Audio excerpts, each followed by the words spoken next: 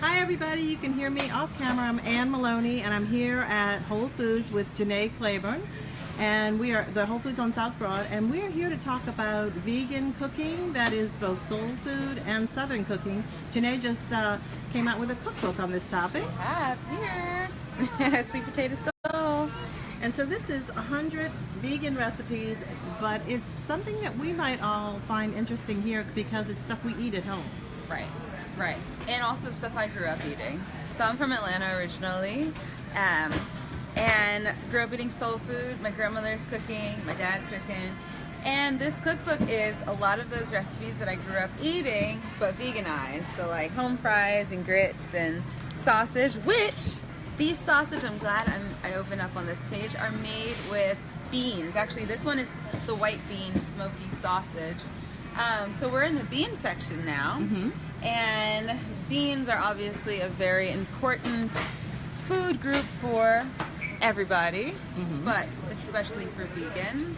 I grew up eating a lot of beans. I did not grow up vegan at all, but you know, in the South, obviously we eat a lot of beans, and especially like in soul food and like, so I grew up eating a lot of beans. So here we have 3 different types. My favorite brand happens to be Camellia, and growing up, we didn't buy them in Atlanta. I don't know if they're for sale in Atlanta, but my dad, when he would come here, he would stock up. This is his favorite city. So I grew up with these. And yeah, you can always buy canned also, if it's easier. We were talking about that. Why are beans so important if you're vegan? Right, so beans are super important. They're extremely nutritious, nutrient dense. They've got all your macros. They're not very fatty, but the carbs and the protein, and they're very great for adding to everything from stews and salads and making your vegan sausage with. They're super versatile, and like I said, healthy. All your minerals and vitamins. It's just like one of the most nutritious foods you can eat. And one of the things people worry about when they think about going vegan, besides giving up shrimp and crawfish, which is really a difficult one for me, is protein. Yeah, absolutely. And you talked a little bit about how maybe there's a little too much emphasis on protein and the importance of getting protein through meat, as far as you're concerned. Absolutely. In the United States, we focus so much on protein. Am I getting enough protein? Whether you're vegan or you're not. But the truth is, we are overly obsessed and overly anxious about protein. It's really easy to get, even if you're eating a vegan diet. So as long as you're eating a balanced vegan diet, meaning you're having greens and you're having beans and other legumes and all sorts of vegetables and whole grains, you are going to get enough protein. The only reason you would have to worry about not getting enough protein is if you are literally not eating enough food, if you're starving. Otherwise, you're good. And beans there are a lot of kinds of beans. I mean, we were looking along here. There's all the beans. There's black-eyed peas, which is one of your favorites. This is my, hands down favorite. Why do you like black-eyed peas so much? Well, I think the flavor, obviously. To me, I don't even like eating them. I like them so much, I like them cooked very simply. So just like with celery and bell pepper, onions and garlic, and bay leaf. And obviously salt and pepper, but I don't like to do a curry. I don't like to add anything too much because I don't want to cover the flavor. I feel like their flavor is so nutty and just wholesome and nourishing. And I also think I like them because I grew up eating these. This was like always my favorite bean. So it's just like has a special place in my heart because of that. And you make a black bean cake that's almost like a little fried fritter? Yes. Yeah, exactly. So black-eyed pea cakes are, they're kind of like, like you said, like fritters. But I do them in just a pan fry, so not a deep fry. But they're super delicious, a lot of smoky flavor to them. I love eating them with salad, on top of a salad. You can serve them like on a bed of lettuce, with grains, with sweet potatoes. You can get creative with how you eat those too. Okay, and they also provide kind of they have their own flavor, but they provide you with sort of a canvas for other flavors. Oh right? yeah, exactly. You can add all different types of sauces and such on them. Do you mean beans? Yeah, I mean beans. Okay, yeah, I know. So, like you said, they have their own flavor, so it's not like something like tofu or tempeh, which makes beans the best choice for a protein, a vegan protein. It's because they have their own flavor and they add so much more depth and richness to whatever you're preparing, as opposed to, like I said, something like tofu, which literally has no flavor on its own whatsoever. Okay. Well, one of the things we talked about a little bit when we were chatted earlier, and someone is asking for that fritter recipe, and we do have it up on NOLA.com, / where NOLA eats, and you can also get it, obviously, in this cookbook. But you're vegan for other reasons as well. Right. It's not just health, and it's not just flavor. You have strong feelings about eating animals. Absolutely. So that's how I originally became vegan. I was working at a vegan restaurant, and I was eating the food, and I loved it. It's still one of my favorite restaurants. It was in New York.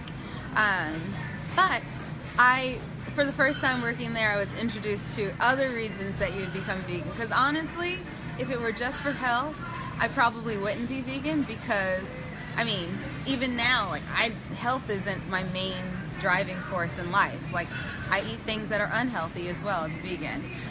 But the animal aspect and not hurting animals and knowing that I don't need animals to eat animals to survive, I mean, I kind of feel like, then why would I eat them in that case? So the ethical part for me is the most important. And environmental as well. Absolutely, exactly. It's just so much more efficient and eco-friendly to eat plant-based foods. So beans, beans are amazing nitrogen-fixing crops. So they help to restore soil that has been, overplanted with whatever other thing. Beans are great for the environment, for growing. And then vegetables, and so fruits and vegetables. It's just so much more efficient to eat that, as opposed to feed that to an animal and then slaughter the animal and eat the animal. Like, why don't you just eat the food that you grew to feed to the animal? It just doesn't make sense to me. Well, the other piece of that, let's say you don't care about animals and you don't care about the environment, which I hope you do to some extent. To some extent. But the other thing that I thought about was how much better it is for your wallet. Beans are really cheap. Seriously. And it's funny that so many people think that going vegan is super expensive. I think we think that because people have this idea that, if I'm vegan, I need to buy like everything organic, and I need to buy all the superfoods. But if you just eat beans and whole grains like rice, brown rice, and vegetables, collard greens, like there are all these humble foods that are very inexpensive that my grandmother grew up eating and I grew up eating, and she always cooked, that are just great for your pocketbook. They're very inexpensive and they're nutritious as well. Okay, and let's just, I just kind of want to end on this point. You talked a lot about the way that you became vegan. You said there was a time when you couldn't imagine not eating fish or cheese. Right. And that's where I would be right now. Yeah. So let's say you want to dip your toe into this. What would be the way to go about it? Like, let's say you either, for whatever reason, you're like, that's crazy. Right. So what could you do just to maybe dip your toe in and check it out? Well, first of all, trying recipes. If you like to cook, then start trying a few different vegan recipes that stand out to you.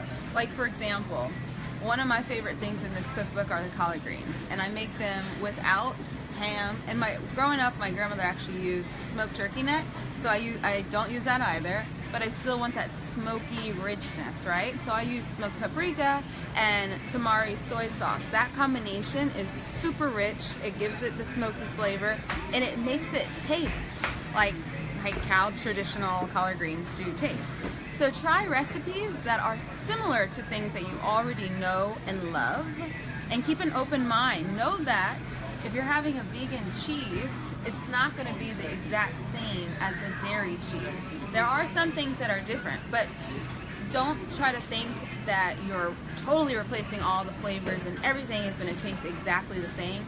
It's different, and hopefully you think it's better. But try new recipes, and if you don't like to cook, try new restaurants that serve vegan food. Or even if you're just going to a non-vegan restaurant, order the vegan entree. Sometimes the vegan entree is even better and more creative. Okay, and you're here today. We're with Jenne Claiborne at Whole Foods on South Broad. She's about to go over and do a lunch at the Goldring Center. That's right. And then you'll be here. Will you be signing your book here? Yes, I will. I think starting at 12:30 at the Goldring Center, and the book is here And then later on today, I'll also be at Good Karma Cafe signing books this evening. I think it's 5:30 to 7. Okay. And then tomorrow morning at the Farmers Market. At Crescent City Farmers Market. Crescent City, exactly. Okay, great. Well, thanks for talking with us today. Thank you. Happy eating. You too.